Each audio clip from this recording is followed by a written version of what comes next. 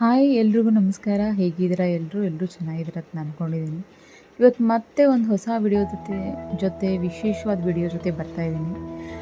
ಈ ಗ್ಲಾಸಲ್ಲಿ ಕಾಣ್ತಾ ಇರೋ ಚಿಟ್ಟೆಗಳು ನೋಡಿ ಎಷ್ಟು ಚೆನ್ನಾಗಿದೆ. ನೋಡಿದ ತಕ್ಷಣವೇ ಮನಸ್ಸಿಗೆ ಒಂಥರ ಖುಷಿ. ಆದರೆ ಈ ಗ್ಲಾಸಲ್ಲಿ ಸಿಕ್ಕಾಕೊಂಡು ಒದ್ದಾಡ್ತಾ ಇತ್ತು. ಎಲ್ಲ ಚಿಟ್ಟೆಗಳನ್ನೂ ಹಿಡಿದು ಹೊರಗಡೆ ಬಿಡ್ತಾ ಇದ್ದೆ ನಾನು. ಇದು ನಾನು ಪರ್ಚೇಸ್ ಮಾಡಿರೋ ಹೊಸ ಬೈಕ್. ಈ ಬೈಕನ್ನು ನಾನು ಸರಿಯಾಗಿ 1 ವರ್ಷದ ಹಿಂದೆ ತೊಗೊಂಡಿದ್ದು. ಆ್ಯಸ್ ಅ ಲೋನಲ್ಲಿ ನಾನು ಗಾಡಿನ ಪರ್ಚೇಸ್ ಮಾಡಿದೆ. ಈಗ ಸರಿಯಾಗಿ ಅದ್ರ ಲೋನ್ ಎಲ್ಲ ಕ್ಲಿಯರಾಗಿ ಈಗ ಅದು ನನ್ನ ಸ್ವಂತ ಗಾಡಿ ಆಗಿದೆ. ಅದಕ್ಕೋಸ್ಕರ ಈ ವಿಡಿಯೋಸನ್ನು ಹಾಕ್ತಾಯಿದ್ದೀನಿ. ಗಾಡಿನ ತಗೊಂಡು ಅವತ್ತೇ ಪೂಜೆ ಮಾಡಿಸೋಣ ಅಂತ ದೇವಸ್ಥಾನಕ್ಕೂ ಹೋಗಿದ್ವಿ. ದೇವಸ್ಥಾನವೂ ಅಷ್ಟೇ ಎಷ್ಟು ಚೆನ್ನಾಗಿದೆ ನೋಡಿ. ಸೊ ಯಾವುದೇ ಒಂದು ಗಾಡಿನ ಲೋನ್ ಮೇಲೆ ತೊಗೊಂಡ್ರೆ ಅದ್ರದ್ದು ಜವಾಬ್ದಾರಿನೇ ಜಾಸ್ತಿ ಇರುತ್ತೆ, ಸಾಲ ತೀರಿಸ್ಬೇಕು ಅಂತ. ಈ ವಿಡಿಯೋ ಹಾಕ್ತಾ ಇರೋದಕ್ಕೆ ಒಂದು ಉದ್ದೇಶ ಇದೆ. ಮದುವೆ ಆದಮೇಲೆ ಎಲ್ಲರ ಲೈಫಲ್ಲೂ ತುಂಬಾ ಚೇಂಜಸ್ ಆಗುತ್ತೆ. ನನ್ನ ಲೈಫಲ್ಲೂ ತುಂಬಾ ಡ್ರಾಸ್ಟಿಕ್ ಚೇಂಜಸ್ ಆಯಿತು. ಬಟ್ ನನಗೆ ಒಂದು ಸಪೋರ್ಟ್ ಸಿಸ್ಟಮ್ ಅಂತ ಸಿಕ್ಕಿದ್ದು ನನ್ನ ಹಸ್ಬೆಂಡಿಂದ. ಜಾಬ್ ಮಾಡೋದಕ್ಕಾಗಲಿ ಅಥವಾ ಲೋನ್ ಮಾಡಿಸಿ ಗಾಡಿ ತೊಗೊಳೋದಕ್ಕಾಗಲಿ ತುಂಬಾ ಸಪೋರ್ಟಿವ್ ಆಗಿದ್ದರು. ಸೊ ಅವ್ರ ಸಪೋರ್ಟಿಂದನೇ ನಾನು ಬೈಕ್ ತೊಗೊಂಡೆ. ಈಗ ಆ ಬೈಕ್ ಸಾಲ ಎಲ್ಲ ತೀರಿದೆ. ಈಗ ಅದೊಂದು ಅಸೆಟ್ಟಾಗಿ ನನ್ನ ಹತ್ರ ಉಳ್ಕೊಂಡಿದೆ. ಅದಕ್ಕೋಸ್ಕರ ಆ ಖುಷಿನ ನಿಮ್ಮ ಹತ್ರನೂ ಹಂಚ್ಕೋಬೇಕು ಅನ್ನೋದಕ್ಕೋಸ್ಕರ ಈ ವಿಡಿಯೋಸನ್ನು ಶೇರ್ ಮಾಡಿದೆ. ಅವತ್ತು ಈ ಬೈಕ್ ತೊಗೊಂಡು ಪೂಜೆ ಮಾಡಿಸೋವಾಗ ಇದನ್ನು ಲೋನಲ್ಲಿ ಇದೆಯಲ್ಲಪ್ಪ ಅಂದ್ಕೊಂಡು ತಗೊಂಡು ಪೂಜೆ ಮಾಡಿಸಿದ್ದು. ಬಟ್ ಇವತ್ತಿಗೆ ಅದು ಲೋನ್ ಕ್ಲಿಯರ್ ಆಯಿತು. ನೋಡಿ, ಸುತ್ತಮುತ್ತ ಕಾಣಿಸ್ತಾ ಇರೋ ಈ ವಾತಾವರಣದಲ್ಲಿ ನಾನು ಗಾಡಿ ಪೂಜೆ ಮಾಡಿದ್ವಿ. 3 ದೇವರು ಸನ್ನಿಧಿ ದೇವಸ್ಥಾನ ಇದು. ಶಿವನ ದೇವಸ್ಥಾನ, ಗಣೇಶ ಮತ್ತು ಆಂಜನೇಯ. ಶೋರೂಮ್ಗೆ ಹತ್ತಿರ ಇತ್ತು ಅಂತ ಇಲ್ಲೇ ಗಾಡಿ ತೊಗೊಂಡು ಬಂದಿದ್ದು. ಅದರೊಟ್ಟಿಗೆ ಇಲ್ಲಿ ಪೂಜೆ ಮಾಡೋ ಅಂಥ ಪೂಜಾರಿಗಳು ಕೂಡ ನಮ್ಮ ಮನೆಯವ್ರಿಗೆ ತುಂಬಾ ಪರಿಚಯ ಇದ್ದರು. ಜೊತೆಗೆ ಇವರು ಕೂಡ ಕಿರುತೆರೆಯಲ್ಲಿ ಪೂಜಾರಿಗಳ ಪಾತ್ರ ಅಭಿನಯ ಮಾಡಿ ತುಂಬ ಹೆಸರುವಾಸಿ ಆದವರು. ಅದಕ್ಕೋಸ್ಕರ ಇಲ್ಲೇ ಪೂಜೆ ಮಾಡೋಣ ಅಂತ ತೊಗೊಂಡು ಬಂದಿದ್ದು ನಾವು.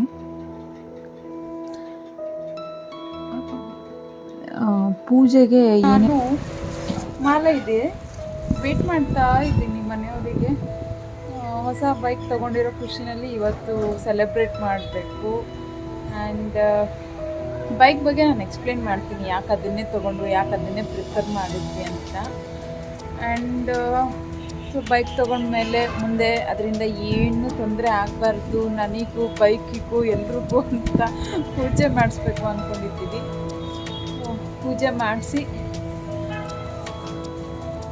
ಇಲ್ಲೇ ಹತ್ತಿರದಲ್ಲಿರೋ ಒಂದು ದೇವಸ್ಥಾನ ಇದೆ, ಅದಕ್ಕೆ ಹೋಗ್ಬರೋಣ ಅಂದ್ಕೊಂಡಿದ್ವಿ. ಬಿಕಾಸ್ ಇಬ್ಬರು ಜಾಬಿಗೆ ಹೊರಟ್ರೆ ಬ್ಯುಸಿ ಶೆಡ್ಯೂಲಲ್ಲಿ ಎಲ್ಲೂ ಹೋಗೋಕ್ಕಾಗಲ್ಲ. ಇವತ್ತು ನಾಳೆ ರಜೆ ಇದೆ, ಸೊ ಆರಾಮಾಗಿ ಎಲ್ಲರೂ ಹೋಗಿ ಬರಬೇಕು. ಗಾರ್ಡನ್ ಎಷ್ಟು ಚೆನ್ನಾಗಿದೆ ನೋಡಿ, ಎಷ್ಟು ತಂಪಾಗಿ ಬೀಸ್ತಾ ಇದೆ ಗಾಳಿ. ಇಲ್ಲಿ ನಾಗರಕಲ್ಲು ಪ್ರತಿಷ್ಠಾಪನೆ ಮಾಡಿದ್ದಾರೆ, ಎಷ್ಟು ಚೆನ್ನಾಗಿದೆ ನೋಡಿ, ನಾಗಮ್ಮ ದೇವಿ.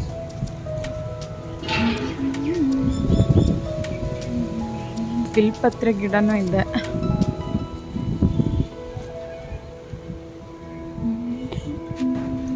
ಬೈಕ್ ತೊಗೊಂಡ್ಮೇಲೆ ಅದನ್ನು ನೀಟಾಗಿ ತುಂಬ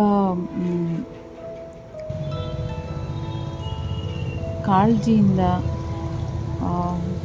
ಯಾವುದೋ ಒಂದು ಹೊಸ ವಸ್ತು ಖರೀದಿ ಮಾಡಿದ್ದೀವಿ, ಅದರಿಂದ ಏನೂ ತೊಂದರೆ ಆಗಬಾರ್ದು.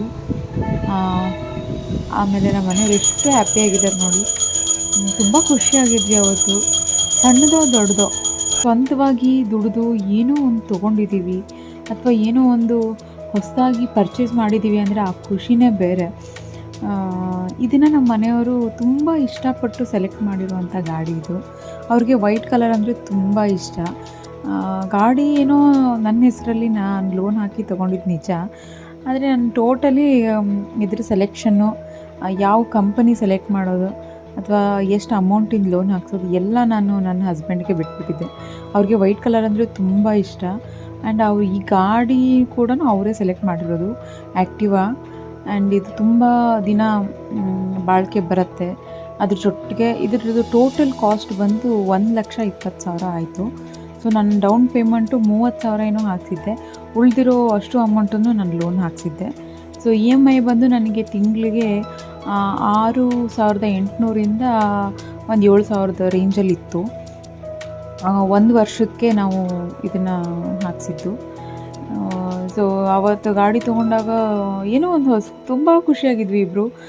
ತುಂಬ ಪ್ರೀತಿಯಿಂದ ತೊಗೊಂಡಿರತಕ್ಕಂಥ ಗಾಡಿ ಇದು. ನಾನು ನಮ್ಮ ಮನೆಯವರು ಒಟ್ಟಿಗೆ ಸೇರಿ ಜೊತೆಯಾಗಿ ತೊಗೊಂಡಿರೋಂಥ ಒಂದು ಬೈಕು. ಫಸ್ಟ್ ಬೈಕ್ ನಮ್ಮದು. ಇದ್ರ ಮೇಲೆ ಒಂದು ಎಮೋಷ್ನಲ್ ಅಟ್ಯಾಚ್ಮೆಂಟ್ ತುಂಬ ಇದೆ. ಜೊತೆಗೀಗ ನಮ್ಮ ಪಾಪುನೂ ಬಂದಿದೆ. ಏನು ಲೈಫಲ್ಲಿ ಎಲ್ಲನೂ ಸರಿಯಾಗಿ ಹೋಗ್ತಾ ಇದೆ, ಒಂದು ಗ್ರೋತ್ ಆಗ್ತಾಯಿದೆ ಅಂತಂದವಾಗ ದೇವರಲ್ಲಿ ಒಂದೇ ಪ್ರಾರ್ಥನೆ ಮಾಡೋದು ಏನು ಅಂತಂದರೆ, ಎಲ್ಲೂ ನಮ್ಮನ್ನು ಎಡವೋಕೆ ಬಿಡಬೇಡಪ್ಪ, ಎಲ್ಲೂ ನಮಗೆ ಯಾವುದಕ್ಕೂ ನಮಗೆ ಕೊರತೆ ಆಗದೇ ಇರೋ ರೀತಿ ನಾವು ಮ್ಯಾನೇಜ್ ಮಾಡಿಕೊಂಡು ಜೀವನದಲ್ಲಿ ಮುಂದೆ ಬರಬೇಕು ಅನ್ನೋದು ಒಂದೇ ಆಸೆ. ಅದರಲ್ಲಿ ಗಂಡನಿಗೆ ಹೆಂಡತಿ ಸಪೋರ್ಟ್ ಆಗಿರ್ಬೋದು, ಹೆಂಡತಿಗೆ ಗಂಡ ಸಪೋರ್ಟಿವ್ ಆಗಿದ್ದರೆ, ಆ ಮಾರಲ್ ಸಪೋರ್ಟ್ ಆಗಿರ್ಬೋದು, ಫಿನಾನ್ಷಿಯಲ್ ಸಪೋರ್ಟ್ ಆಗಿರ್ಬೋದು, ಎಮೋಷ್ನಲ್ ಸಪೋರ್ಟ್ ಆಗಿರ್ಬೋದು ಇದ್ದರೆ ಎಂತಹ ಕಷ್ಟ ಇದ್ರೂ ಲೈಫಲ್ಲಿ ಮುಂದೆ ಬರ್ಬೋದು ಅನ್ನೋದಕ್ಕೆ ಒಂದು ಸೂಚನೆ ದೇವರು ಕೊಡ್ತಾನೆ ಅನ್ನೋದಕ್ಕೆ ನಾನೇ ಎಕ್ಸಾಂಪಲು. ಸೊ ಗಾಡಿನ ತುಂಬ ಪ್ರೀತಿಯಿಂದ ನಮ್ಮ ಮನೆಯವರು ಪೂಜೆ ಎಲ್ಲ ನೆರವೇರಿಸ್ಕೊಟ್ರು. ಆ ಪೂಜಾರಿಗಳು ತುಂಬ ಕಾಳಜಿಯಿಂದ ಗಾಡಿ ಪೂಜೆನ ನೆರವೇರಿಸ್ಕೊಟ್ಟಿದ್ದು. ಗಾಡಿಗೆ ನಿಂಬೆಹಣ್ಣಿಟ್ಟು ಸ್ಟಾರ್ಟ್ ಮಾಡಿದ್ದು ಆಯಿತು. ಇದ್ರ ಜೊತೆಗೆ ಗಾಡಿಗೆ ದೃಷ್ಟಿ ತೆಗೆದು ಈಳ್ಗಾಯಿ ಹೊಡೆದಿದ್ದು ಆಯಿತು. ಸೊ ಆಲ್ರೆಡಿ ಇದೆಲ್ಲ ಪ್ರೊಸೀಜರ್ ಮುಗಿಸೋ ಅಷ್ಟೊತ್ತಿಗೆ ಮಧ್ಯಾಹ್ನ ಆಗಿತ್ತು. ಅಲ್ಲೇ ಪಕ್ಕದಲ್ಲೇ ಒಂದು ಉಡುಪಿ ಗಾರ್ಡನ್ ಹೋಟೆಲ್ ಇತ್ತು. ಅಲ್ಲಿಗೆ ಊಟಕ್ಕೆ ಹೋದ್ರಾಯ್ತು ಅಂತ ಊಟಕ್ಕೆ ಹೋದ್ವಿ. ತುಂಬ ಅಂದರೆ ತುಂಬ ಬಿಸಿಲಿತ್ತು ಅವತ್ತು.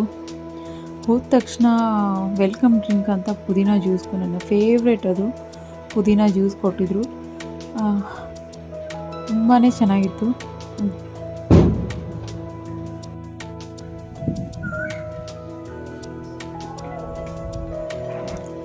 ಊಟ ಮಾಡಿಕೊಂಡು ಅಲ್ಲೇ ಹತ್ತಿರದಲ್ಲಿ ಇರ್ತಕ್ಕಂಥ ರವಿಶಂಕರ್ ಗುರೂಜಿ ಆಶ್ರಮಕ್ಕೆ ಹೋಗಿದ್ದು ನಾವು.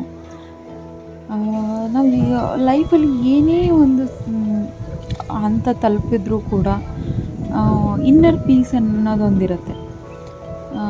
ಆ ಇನ್ನರ್ ಪೀಸ್ ಸಿಗೋವಂಥ ಈ ಜಾಗನ ಹುಡ್ಕೊಂಡು ಎಲ್ಲರೂ ಬರ್ತಾರೆ. ನಾನು ಇದನ್ನು ಯಾವತ್ತೂ ನೋಡಿರಲಿಲ್ಲ. ನಮ್ಮ ಮನೆಯವ್ರು ಫಸ್ಟ್ ಟೈಮ್ ಇದನ್ನು ತೋರ್ಸೋಕ್ಕೆ ಬಂದಿದ್ದರು ಆವತ್ತು. ಅದಾದಮೇಲೆ 2-3 ಸತಿ ಹೋಗಿದ್ದೆ. ಇಷ್ಟು ಒಳ್ಳೆಯ ವಾತಾವರಣ ನನಗೆ ಲೈಫಲ್ಲೇ ಸಿಕ್ಕಿರಲಿಲ್ಲ ಅನಿಸ್ಬಿಡ್ತು. ಆ ಗ್ರೀನರಿ ಕಣ್ಣಿಗೆ ಕಾಣುವಷ್ಟು ಉದ್ದದಷ್ಟೂ ಜಾಗ, ಆಮೇಲೆ ಅಲ್ಲಿ ಜೋರಾಗಿ ಯಾರೂ ಮಾತಾಡಲ್ಲ, ಪೀಸ್ಫುಲ್ಲಾಗಿರೋ ವಾತಾವರಣ, ತಣ್ಣಗೆ ಬೀಸೋ ಗಾಳಿ. ಅಪ್ಪ ಜೀವನದಲ್ಲಿ ಇನ್ನೇನು ಬೇಕು ಅನಿಸ್ಬಿಡ್ತು.